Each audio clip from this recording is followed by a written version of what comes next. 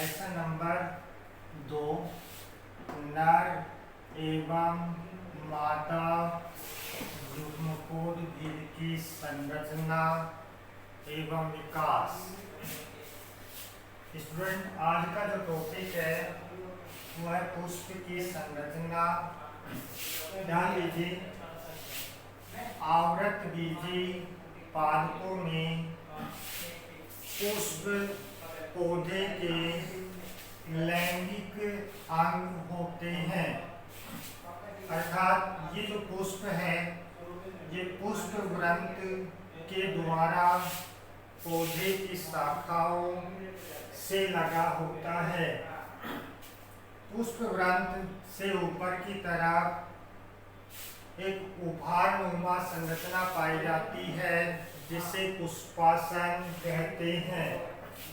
पुष्पासन में अनेक पर्वसंधियां परस्पर एक दूसरे के समीप आ जाती हैं, अर्थात संघनित हो जाती हैं तथा प्रत्येक पर्वसंधि पर पुष्प के विभिन्न पत्र अर्थात पत्तियों के समान संरचनाएं लगी हुई रहती हैं, जिन्हें पुष्प पत्र कहते हैं। पुष्पासन में जब पर्वसंधियां संघनित होती हैं तो इन पर लगे हुए पत्र परस्पर एक दूसरे के समीप आ जाते हैं। एक प्रारूपिक पुष्प की संरचना में निम्न भाग होते हैं। पहला, बाह्य दल कुंज। यह पुष्पासन पर सबसे नीचे की तरफ स्थित संरचना है। इसके एक सदस्य को बाह्य दल तथा इसके संपूर्ण चक्र को बाह्य दल कुंज कहते हैं। पुष्प के दूसरे पत्र होते हैं जो बाह्य दल कुंज से ऊपर की तरफ पुष्पासन पर लगे रहते हैं। इन्हें दल कुंज कहते हैं। ये दल कुंज रंगीन और आकर्षक होते हैं जो विभिन्न कीटों को अपनी ओर आकर्षित करते हैं। इनका एक सदस्य दल कहलाता है। ये दोनों चक्र अर्थात बाह्य दल कुंज और दल कुंज दोनों सहायक चक्र होते हैं जो जनन की क्रिया में भाग नहीं लेते लेकिन जनन की क्रिया में सहायता करते हैं, इसलिए इनको सहायक चक्र कहा जाता है। पुष्पासन पर दल कुंज से ऊपर की तरफ पुष्प के नर जनन अंग अर्थात पुंमंग स्थित होते हैं।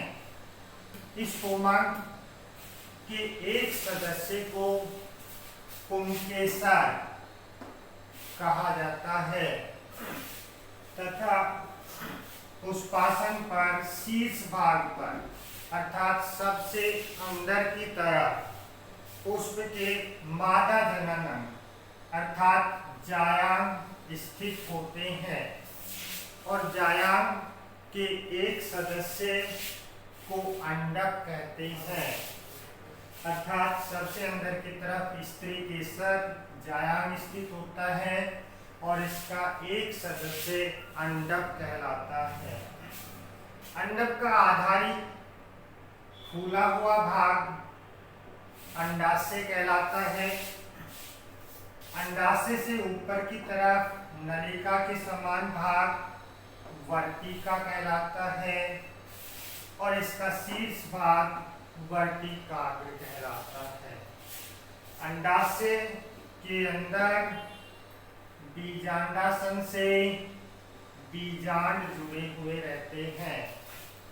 स्टूडेंट, इस प्रकार हम ये कह सकते हैं कि पुष्प आवृतबीजी पादपों के जनन अंग होते हैं, अर्थात इसमें नर और मादा दोनों प्रकार के जनन अंगों का विकास होता है। दूसरा टॉपिक पुंकेसर अर्थात नर जनन अंग। एक प्रारूपिक पुंकेसर की संरचना में 3 भाग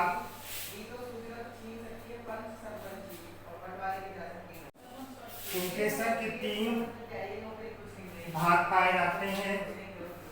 सबसे पहला कुतंतु, दूसरा योजी, तीसरा पराग कोश। यहाँ पर एक प्रारूपिक पुंकेसर की संरचना आप देख रहे हैं। इस संरचना में सबसे नीचे की तरफ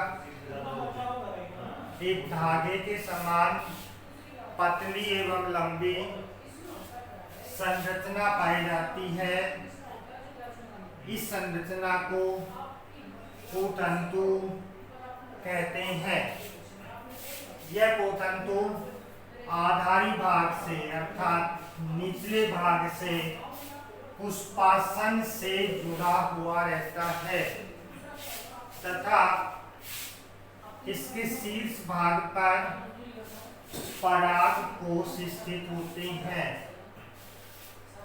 पराग कोश में 2 पालियां पाई जाती हैं और ये दोनों पाले एक बंधे उत्तक अर्थात योजी नामक संरचना से परस्पर जुड़ी हुई रहती हैं। तो स्टूडेंट ध्यान दीजिए, यहाँ पर ये जो दोनों पराग पालियां हैं ये बीच में से एक कनेक्टिव टिश्यू अर्थात संयोजी उत्तक से जुड़ी रहती हैं। इस संरचना को योजी कहा जाता है। कुछ आवृत बीजी पादपों में पुंकेसर में 2 पराग पालियां होती हैं, लेकिन कुछ आवृत बीजी पादप जैसे मालवेसी कुल के पादपों में केवल 1 पराग पाली पाई जाती है। तो जहां पर 2 पराग पालियां पाई जाती हैं उन पादपों में एक पराग कोश में 2 लघु बीजाणुधानियों का विकास होता है। तो इस प्रकार से यदि एक पराग कोश में 2 लघु बीजाणुधानी बनती हैं तो दोनों पराग कोशों में 4 लघु बीजाणुधानियों का परिवर्धन होता है। लेकिन मालवेसी कुल के पादपों में केवल 1 पराग पाली पाई जाती है। इसलिए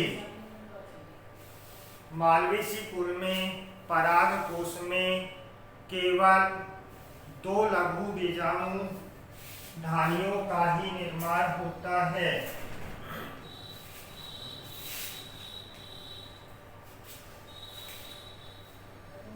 यहाँ पर अपना जो अगला टॉपिक है वह है लघु बीजाणुधानी का परिवर्धन।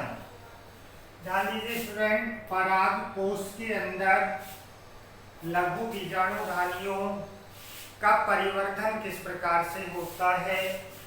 तो यहाँ पर पराग कोश के सबसे बाह्य परत एपिडर्मिस कहलाती है।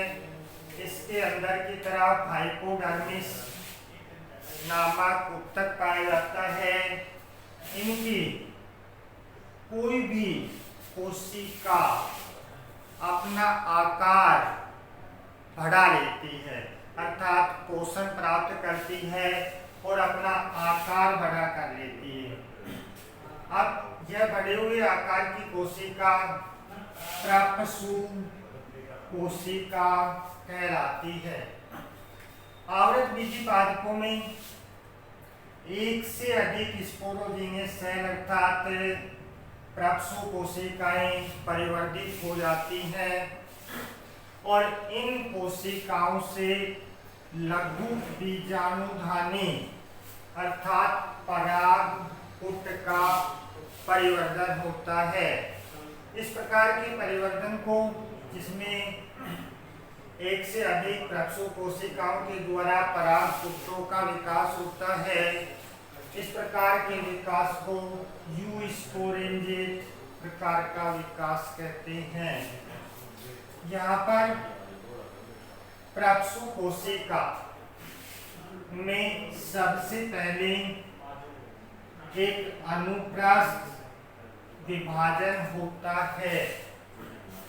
इस अनुप्रस्थ विभाजन से दो कोशिकाएं बनती हैं।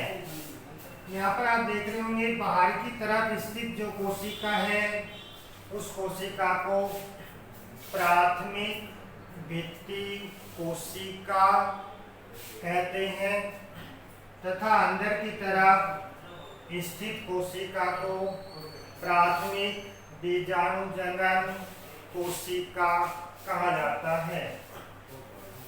प्राथमिक भित्ति कोशिका बार बार विभाजन करके लघु बीजाणुधानी की भित्तियों का निर्माण करती है और अंदर की तरफ प्राथमिक बीजाणुजनन कोशिका में बार बार विभाजन होते हैं, जिसके फलस्वरूप बीजाणु जनन ऊतक का विकास होता है और इस बीजाणु जनन ऊतक की कोई भी कोशिका